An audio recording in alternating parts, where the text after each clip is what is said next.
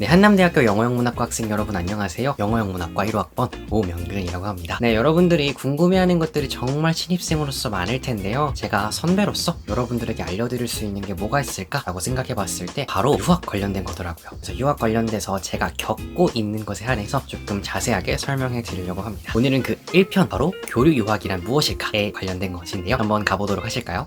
네, 교류 유학이라는 것이 무엇인지에 대해서 궁금하신 분들이 정말 많으실 거예요. 제가 최대한 설명해 드리도록 할 테니까 끝까지 잘 들어주세요. 네, 교류 유학이란 어떤 거냐면 재학기간 중 해외 자매대학에서 6개월에서 1년 정도 학습을 할 수 있는 제도입니다. 네, 특히나 교류 유학이라는 것에 대한 특전이 두 가지가 있는데요. 첫 번째는 바로 자매대학의 수업료가 면제됩니다. 즉 여러분은 한남대학교에 등록금만 내시면 되고요. 물론 식비라든지 기숙사비는 당연히 내셔야겠죠. 근데 어떤 학교는 기숙사비마저 면제가 되는 경우도 있습니다. 근데 저는 면제받지 못했습니다. 대학마다 기숙사 면제 여부가 다르기 때문에 그 부분은 신청하시면서 자세하게 확인해 보시면 좋을 것 같아요. 그 다음 두 번째로 특전이 있는데요. 바로 학점이 인정된다는 것입니다. 한 학기에 최대 18학점 인정될 수 있고요. 연간 최대 35학점 인정 가능합니다. 사실상 실제로 외국에 가서 수업을 듣게 되면은 한 4개, 한 12학점 정도 듣는 게 거의 벅찰 수준이기 때문에 그 이상은 보통 듣지 않는다고 합니다. 사실 저도 아직 안 가봐서 그 정도는 아직 모르겠어요. 그 다음에 교류 유학의 종류는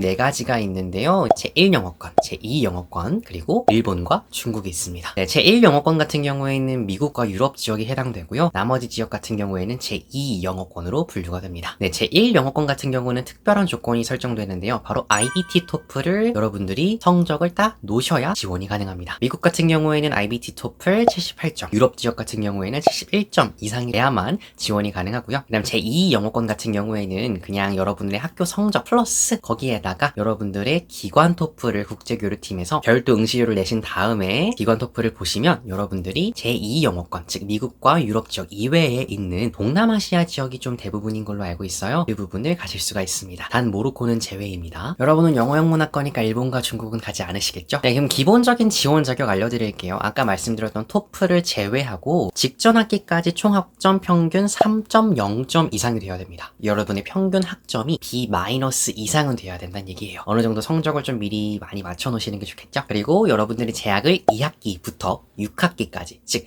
1학년 2학기부터 3학년 2학기 사이에 있는 학생분들만 지원하실 수 있습니다. 저 같은 경우는 3학년 2학기 때 지원을 했고요. 그 다음 해인 4학년 2학기 때, 즉 올해, 지금 제가 4학년이거든요. 이제 올해 미국에 갈 계획입니다. 그 다음에는 추가적으로 해외여행에 대한 결격 사유나 아니면 학칙에 의해서 징계받지 않은 학생이라면 모두 가능합니다. 이렇게 해서 기본적으로 지원을 하시게 되면 어느 정도 배점이 달라지게 되는데요. 만약에 토플을 여러분들이 보시게 된다면 제1영어권이든 2영어권이든 즉 기관 토플이든 IBT 공식 토플 시험에는 상관없이 여러분들의 토플 시험 점수가 50%를 차지하고요. 여러분들의 학점, 즉 평균 학점이 25%, 그리고 마지막 25%는 면접 점수가 포함이 됩니다. 이렇게 100점이 이루어지게 되고요. 면접 같은 경우에는 이따가 자세하게 설명드리도록 할게요. 다음 절차 같은 경우에 간단하게 설명드리도록 할게요. 이 교류 유학 같은 경우에는요. 매년 2학기 초에 모집을 하게 됩니다. 작년 2020년 기준으로 말씀을 드리면 9월 29일에 국제교류팀 사이트에 공지가 되었으니까요. 매해 2학기 초 혹은 9월 말에서 10월 초 이때쯤에 공지가 올라오고 기간은 한 2주 정도밖에 보통 주지 않아요. 그러니까 꼭 그때쯤이면 국제교류팀 사이트에 공지사항을 꼭 확인해보세요. 그렇게 확인을 하신 다음에 신청하고 싶으실 때는 하이포탈에 들어가시면 되는데요. 먼저 인트라넷에 들어가셔서 학부생 서비스 들어가신 이후에 국제교류 누르시고 파견 유학을 신청하신 다음에 제1영어권 혹은 2영어권 중에 원하시는 언어권을 선택하시고 그 다음에 나머지 지원서를 작성해 주시면 됩니다. 자세한 지원 방법에 대해서는 국제교류팀 사이트를 참고하시면 좋겠고요. 그 다음에 이렇게 하이포탈에 접수하신 이후에 여러가지 여러분이 준비해야 되는 서류가 있습니다. 여러분들의 하이포탈에서 쓴 그 지원서, 개인정보 제공 활용 동의서, 재학증명서, 성적증명서, 국문으로 원본이 필요합니다. 그리고 여러분들이 본 토플 성적표, 그리고 성격 진단 검사 결과지까지 가지고서 제출하시면 됩니다. 그 다음에 서류 합격자가 이제 국제교류팀 사이트에 발표가 돼요.